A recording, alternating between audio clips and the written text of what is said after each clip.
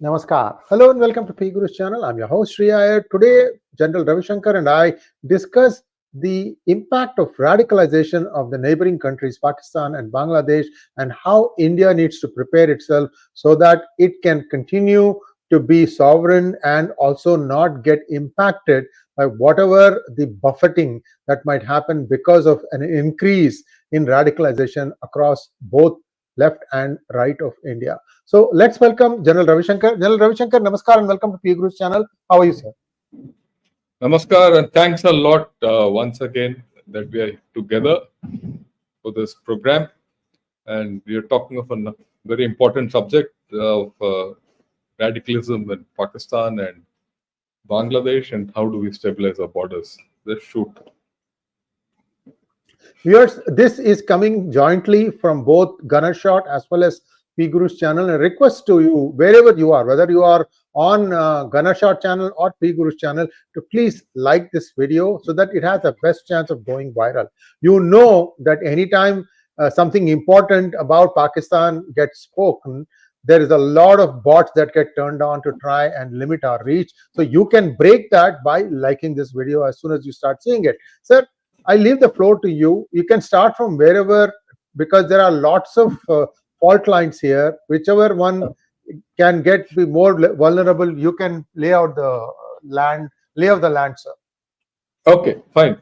You look, when you say rising radicalism in Bangladesh and Pakistan, and how can India stabilize it, you put three parties in the kitty: Pakistan, Bangladesh, and India. You have to understand the kind of radicalism which is there in Pakistan, different from the kind of radicalism and effect has Bangladesh. And don't forget, India has its own share. We have to be very clear about that also. And you're talking of stable borders. So let's take one by one. First, let me analyze Pakistan, because that's the favorite, Okay, Pakistan went radical, or become radical from the time of 𝗤𝙬𝙁. That's known. He radicalized the society, he radicalized the army, he radicalized everyone, and he was the chap who set up all the madrasas along the Durand line, right? Who put up a lot of seminaries there, which turned out and churned out radicals. As in the form of mujahideen to go and fight in Afghanistan and all that. But then it also radicalized the Pakistani society. So you find that Pakistan is a society which is largely radicalized. I would put it this way: if you go back to the times of Benazir Bhutto and Nawaz Sharif in their heydays, they also spoke radical. There was nothing democratic about what they spoke. You look at even Imran Khan, he is also half a radical. In fact, I would put it, he is a full radical. After all, Imran Khan was also called, Taliban Khan. Okay, today he is like Nelson Mandela. That's a different story. And then you have a whole lot of the Pakistan army, which is radical by nature. Okay, and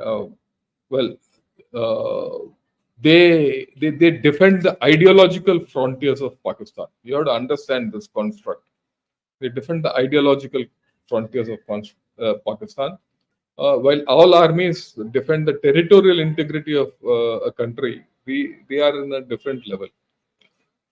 So you're talking of a country which is fully radicalized. The level of radicalization is pretty high. There are hardly any people who are not radicalized or influenced by Islam, and to a degree which they're largely anti-Hindu. That's the crux.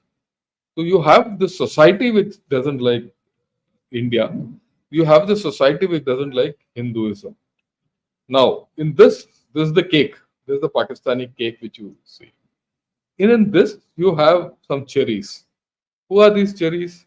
Firstly, you have this ultimate jihadists like LET, JEM. That's one part of the story. Jaish-e-Mohammed and Lashkar-e-Taiba, who've been who taken radicalism into terrorism. And the third angle to this is the TLP, 𝗤𝙧𝙤𝘀𝘆 Pakistan, who are the blasphemy specialists. They are the guys who keep hanging, killing people for blasphemy, including a Sri Lankan businessman and all that. And they are today political. I mean, you have a political party which is radical.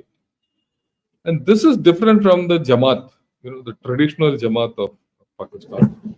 Whether you look at the Pakistan Muslim League or the PPP, they're largely in that category of thing. So you have a country which is radical with a few cherries who are completely radical. Okay, now if you again analyze Pakistan radicalism, a large part of the radicalism today is diverted or rather looked towards Afghanistan. And that's the way Pakistan has not made, it was born into. I mean, we have to understand that Pakistan was born with, the current Pakistan, West Pakistan, was born with two unsettled borders. One was with India and one was with Afghanistan. Both are unsettled. And that was an ideological border also. So that lot of ideology flows across the AFPAC border. Right? So that is the thing. So that ideology, from where does it enter, or that radicalism, how does it infect us? It has been infecting us through J&K for a long time. And J&K, we all know, we've been fighting that insurgency now for well over 40 years, 4 decades. Right? So you're looking at radicalism there. And the second aspect of radicalism is the Punjab and the Khalistan factor. So you have a whole lot of guys, from Punjab, Khalistanis, who have gone, who get,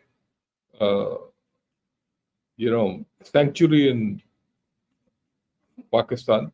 And from there, they make their way to Canada and all that. So when you talk of radicalism in Pakistan, don't forget the radicalism which emanates from Canada. While Canada has a direct link, that's a different problem. But the radicalist issue goes through Pakistan to Canada also. Okay. So that is how Pakistan is structured. And the radical problem from Pakistan is in J&K and Punjab at this point of time. And that is where you need to stabilize your borders. But Pakistan has a bigger reach. Pakistan has an organized reach into our hinterland. I mean, I might be just reiterating or restating known facts like the parliament attack, Akshardham, all that. It can, or for that matter, even those blasts which took place in Coimbatore long back. So you see that the Pakistani radicals are conflated with terrorism out there, and the radical element or the jihadi element in the ISI, and they can spread their tentacles deep into hinterland India. That capability has not gone. The networks might have got suppressed after we did the attack on Jabba Top, that is popularly known as Balakot, or the surgical strikes. So it's gone down, but it is there.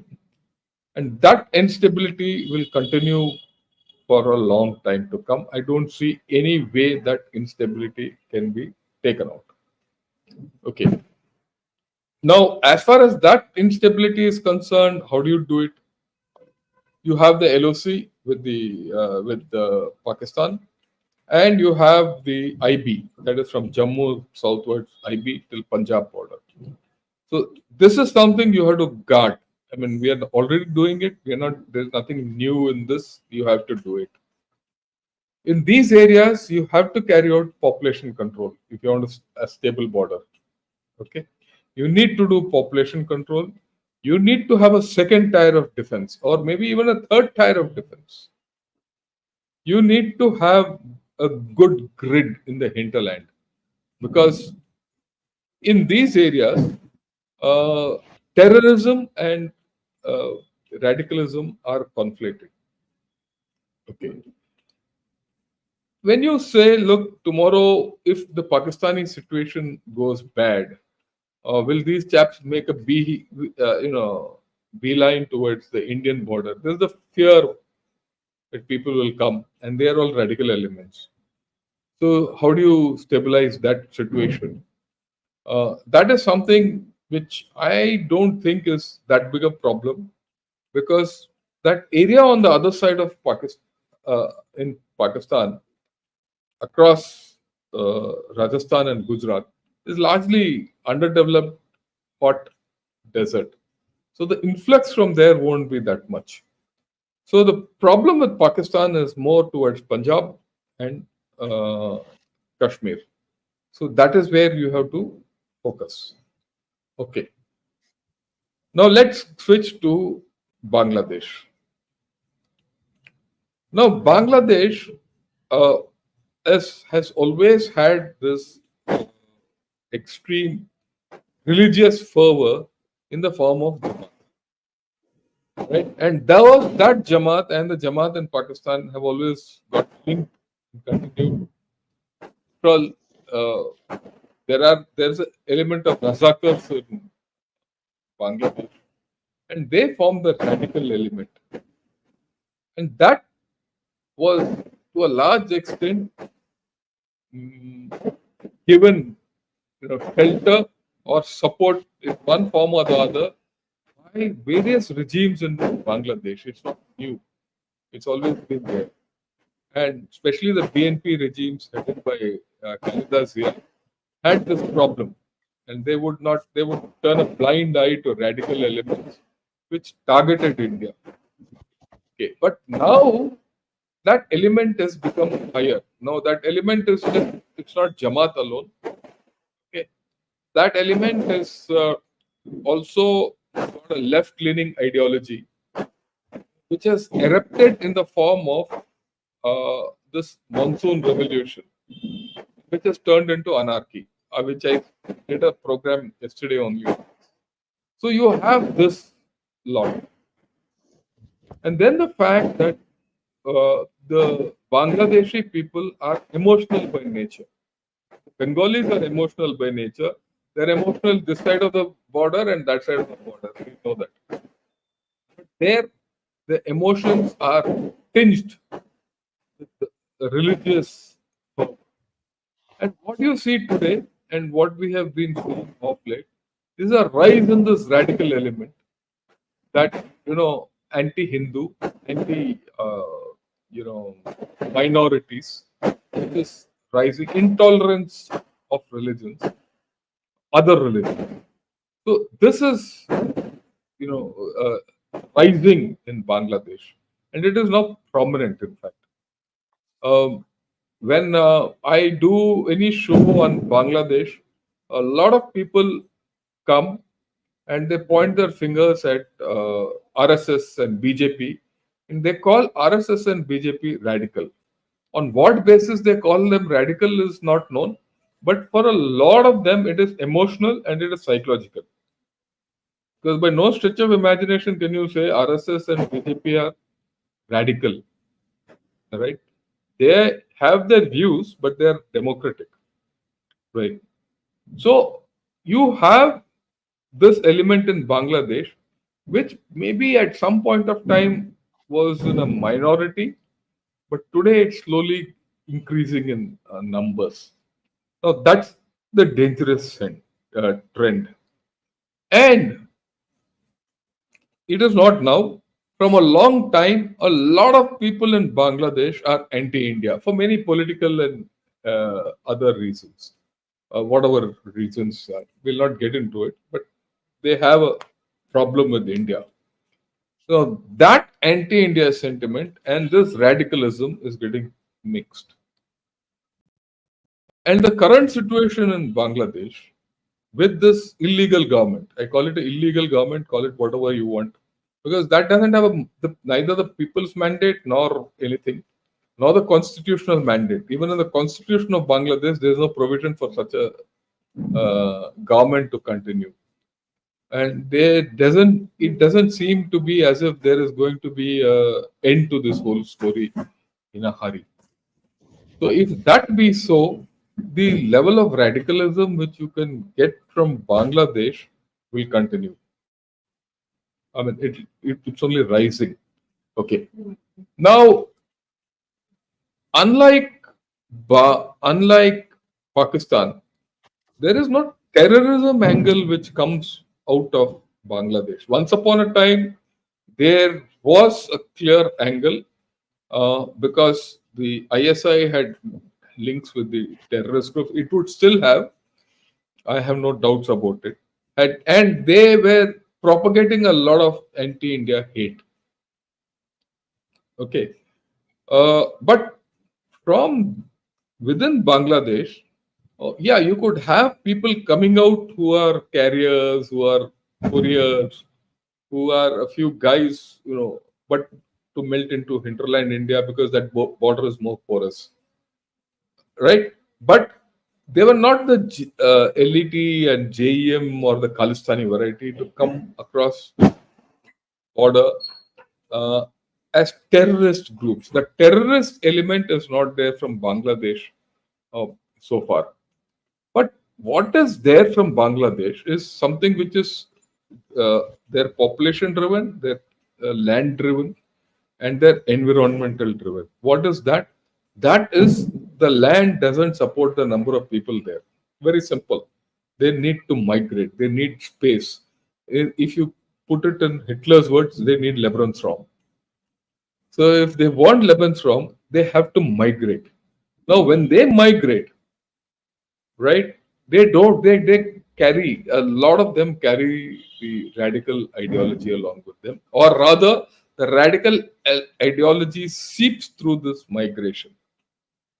So, when you talk of Bangladeshi migration through which you get radical elements over, or people who can radicalize people this side, then you're looking at a radical belt or a Islamist belt or a belt where there is demographic inversion, right? Along Tripura, along in Assam and West Bengal. So all three states are affected. But the states which are most affected are the easternmost part of Assam and the North Bengal area, that area, plus that borderland, south of borderland, that area south of then there's Nagaon area in Assam. Those get affected because the migration incidentally goes upstream of Brahmaputra, right? It goes upstream of Brahmaputra. So those belts, and there you get strife. The border is, when you say border, stabilize the border, you have a problem because you have the Muslims who live along the valleys and who live along the rivers. And then you have the Bodos and the tribes, largely Bodos, in those two northern districts, where you have a problem in Assam. When you come to Bengal, the issue is completely different. In Bengal, these guys come and the migration and the radicalism comes as a package. And it becomes Indian. Because the story is very clear. The political parties of West Bengal for long have played a hand in this. So a guy comes, it's part of the smuggling racket, call it what you want. Illegal immigration comes. That fellow comes to a point, he stages into a camp out there. Then he stages into a settlement. And from there he's sent out. And from wherever he goes, depending on what kind of a reception he'll get there and what kind of facilities they have there, he gets the Aadhaar card and a police verification somewhere and things like that. And mind you, I have personal experience of this. because what they come normally, I mean, at least in Delhi, they'll first become your servants, and then at any rates, and then if you are staying in a colony or something, perforce that servant needs a pass. So the moment you need a pass, so you give them a pass. With that pass, they go to a police station. They go to the police station and get police verification of kinds. Police verification, some address or something next is Aadhaar. And this is the thing. It is not only them, even Nepalese who come from there, even Bhutanese who come from there, who migrated to India, eventually get into Aadhaar and they get the benefits of Aadhaar and they become Indian citizens. Okay. So that is the second part. From Bangladesh, the issue is a little diverse. And then, of course, you have this problem of labor. The cheap labor. In many countries, in many states in our country, you don't have labor. So you want that labor. So that labor is brought in a very organized manner and let loose. I mean, we've seen this incidents in Bangalore also. The whole colony was dismantled. But these are chaps like ants. They'll go and settle up somewhere. So that problem is there. So that is also there from Bangladesh. The next thing from Bangladesh, the problem is Bangladesh has a history of giving shelter to insurgents, terrorists, and miscreants from India there. They gave shelter to Ulfa. They gave shelter to a lot of northeastern states. And when Bangladesh was East Pakistan, they even gave shelter to the Nagas. Right? So it's historic. Right? And Khalida Zia gave them open shelter, open, protection. And she didn't allow us to go in there. So now with this kind of a regime which is there in Bangladesh, that problem might start. Now, if that starts, then you're looking at a heightened sense of insurgency and instability in the Northeast. Right? It's not only the borders. Now, in the Northeast, the problem is beyond. So how do you handle it? That's the $1 million question out there. Okay. Yeah. Another factor which drives instability along our borders, both in Bangladesh and in Pakistan, is drugs. With Myanmar emerging as a super golden, triangle. I will say super because all the opium production in Afghanistan has stopped. So it has come here.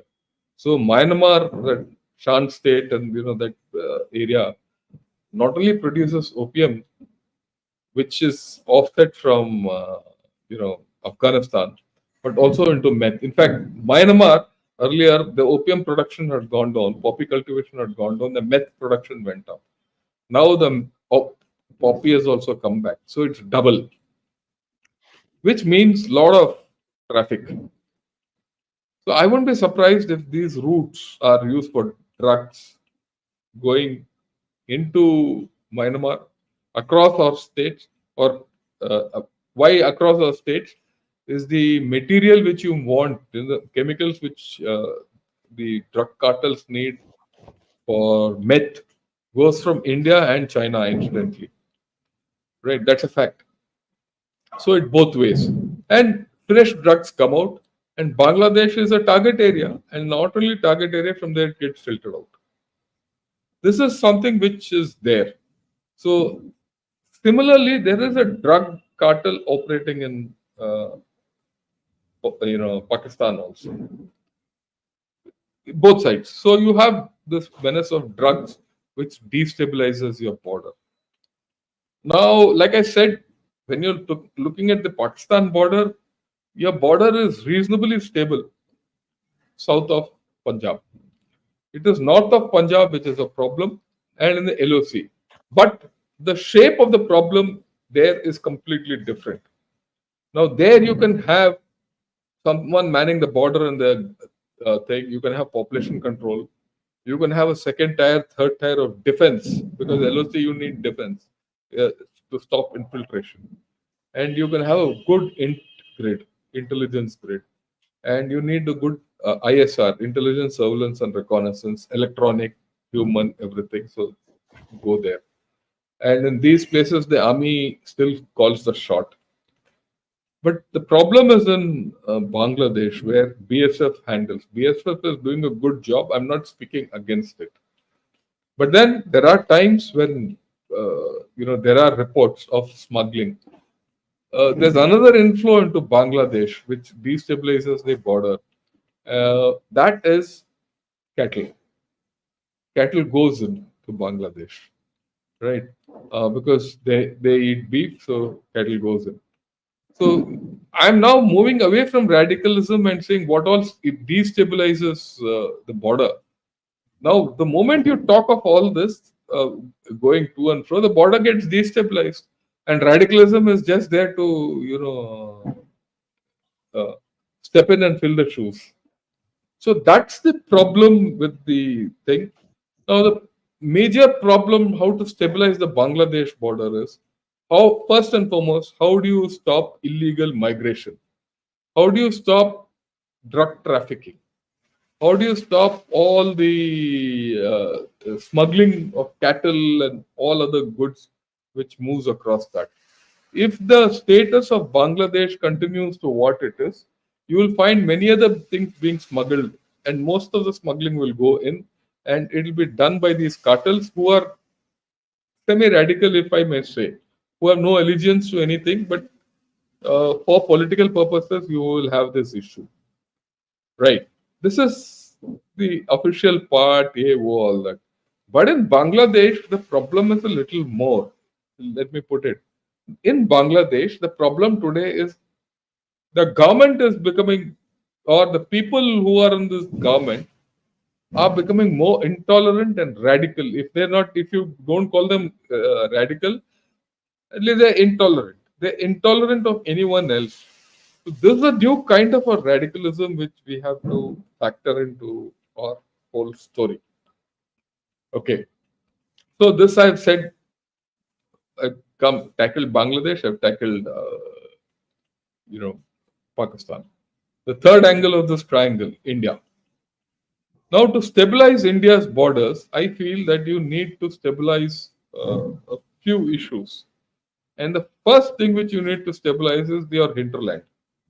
You have to, after all, many of those guys, especially from Pakistan, have still connect with radical elements within India. Okay. And those radical elements have to be tackled. And they are there, they are sleeping. Tomorrow they'll wake up. I mean, it's just a matter of time. I mean, that's a hard reality which we have to handle. So you have wise the border. They'll destabilize the hinterland also, right?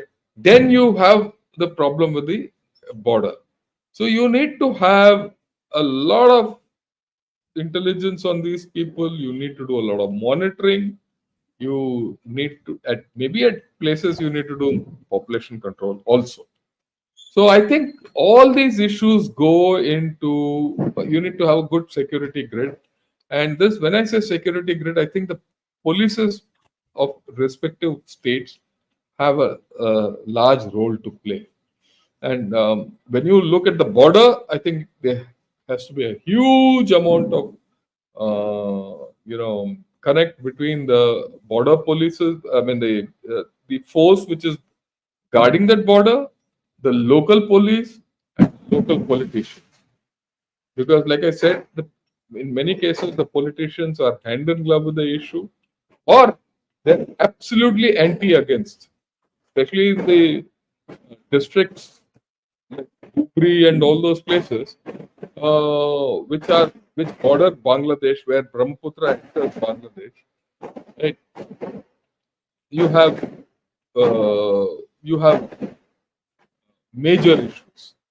Then, of course, when you go to South Assam, there are these districts of Hailakandi and Karimnagar, where you have Karimganj and Hailakandi.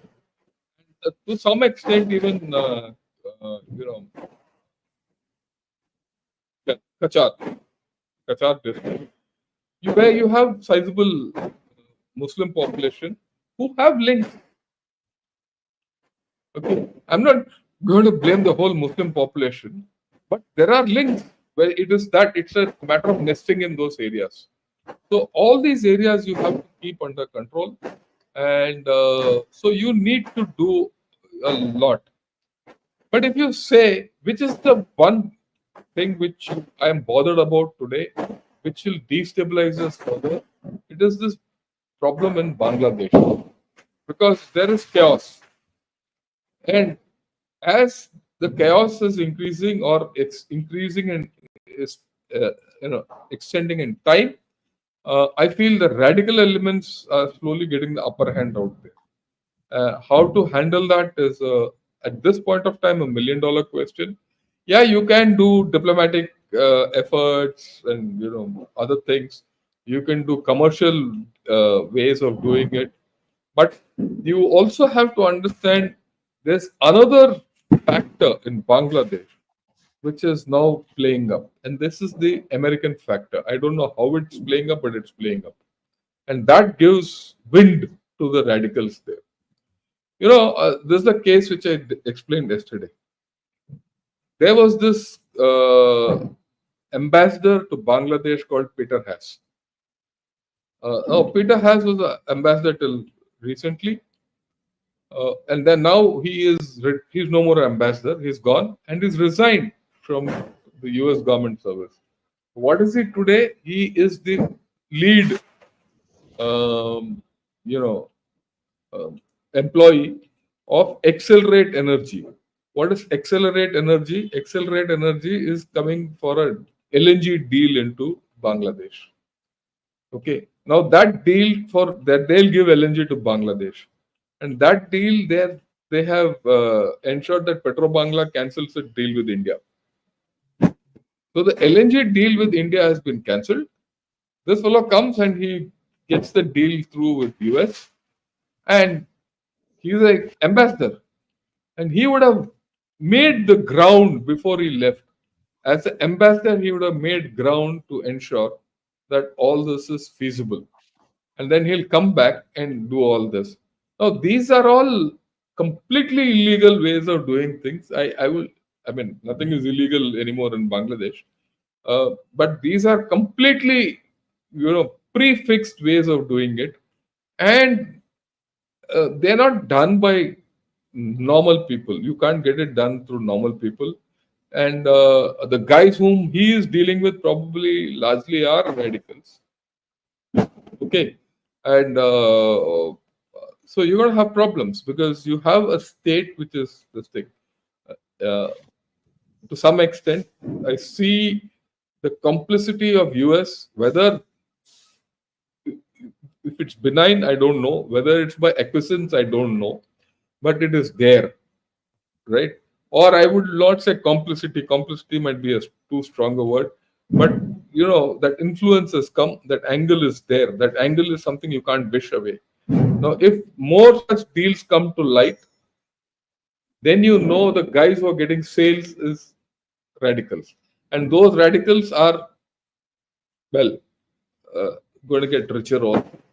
So they're going to be rich radicals. So that's a bigger problem. Okay. Now let me look at the last way of stabilizing the border. If you're against Pakistan, you can carry out surgical strikes. You can heat up the 𝗒𝐿𝐶 again. You can strike across. You can do all that, right?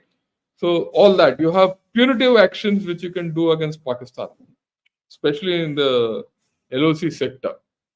But unfortunately, against Bangladesh today, you're not doing it. Should we close that option? Well, I leave it at that. We have to take a measured view as to how, if diplomacy doesn't work and many things don't work, well, who knows? Tomorrow you might like to do something. And as far as Pakistan is concerned, you have to use the thing.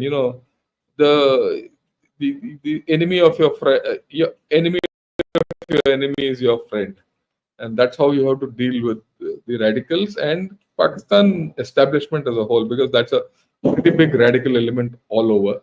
And you want to stabilize your border, shift the problem to the other border for Pakistan. But unfortunately, in Bangladesh, the border you can't shift. The border is only with India. So Bangladesh, I think, is going to be a more tricky problem as we go along in time. So I have given you my views. I've spent over half an hour. So any questions you have, we'll take, and then the questions from everyone. I hope I've answered most of the issues which you were looking at. You have General Ravi Shankar, and I just would like to go to the Q&A now. We have a few questions that we would like to have you address, sir. BJP wants to know, General Sir, why can't we tell horrors of 1980s Khalistan terrorism to Western nations' public governments? If they come to know the truth, their eyes will open and stop support for Khalistan. No, I think we've told them enough. I mean, let me be very honest with you, Divi. I think we have told them quite a bit. It is not as if we have not told them, and they know it. Short of making another film or something and putting it across, very little. But you have to understand, all these chaps of the 80s and the 90s who went away from here through Pakistan, where did they end up? They primarily ended up in either in Canada or in USA. So they know. The USA knows all this. There's nothing they don't know. Okay, but that's a different story. How can you handle it bilaterally with USA is $1 million question. And so we need to develop our leverages for that. Next one, please.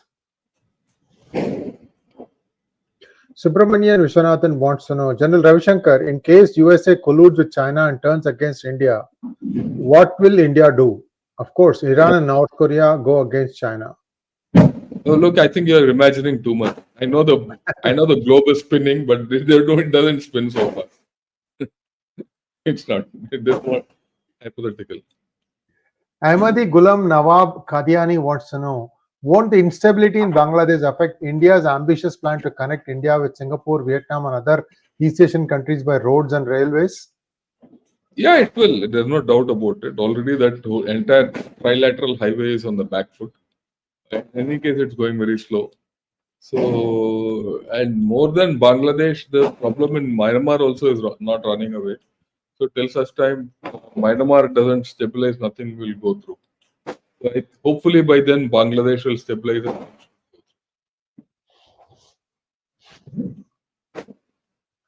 General, as far as your knowledge goes, even today the border is sealed, that nothing is going or coming out of India into Bangladesh? No, we have started giving a lot of things to Bangladesh. Your exportable items are going. That border is not sealed to the extent. A lot of things are going into Bangladesh. Daily necessities for Bangladesh are going in. See, what I had heard within a month of the coup was many Indians were in high positions, whether it was the garment industry or anything else associated with that. They had come just with their clothes back to India. Yeah, there was a problem. That is there. That problem is there. But businesses, a lot of things have to go into Bangladesh. Otherwise, Bangladesh can't survive. Medicine, soil, all these things are going in. Their unpaid electricity bills alone. No, eggs. Deem. You know, they don't. You'll be surprised.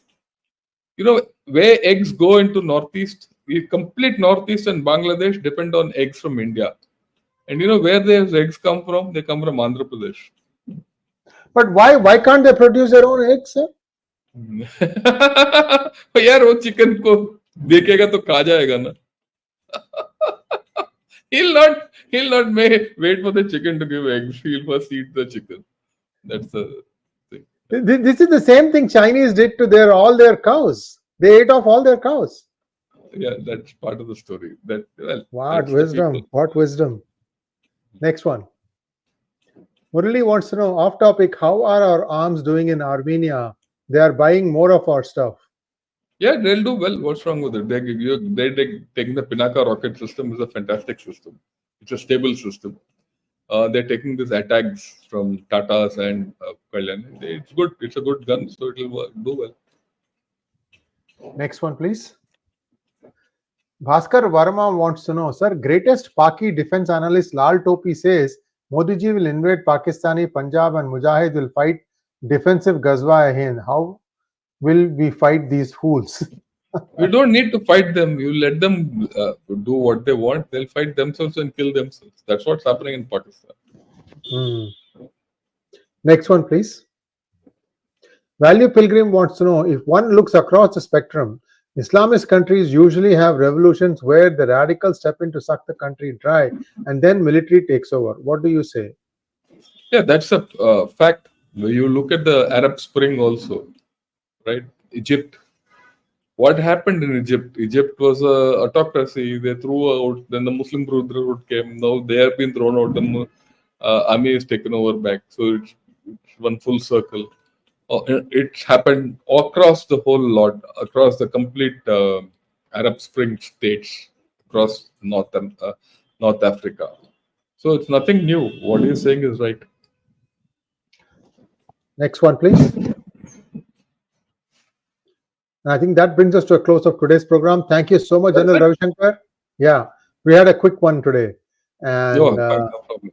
but at least it gives us a full capsule of what are the challenges facing India and what India needs to do in the short term and in the long term. Thank you so much, sir. Namaskar. Namaskar. Thank you.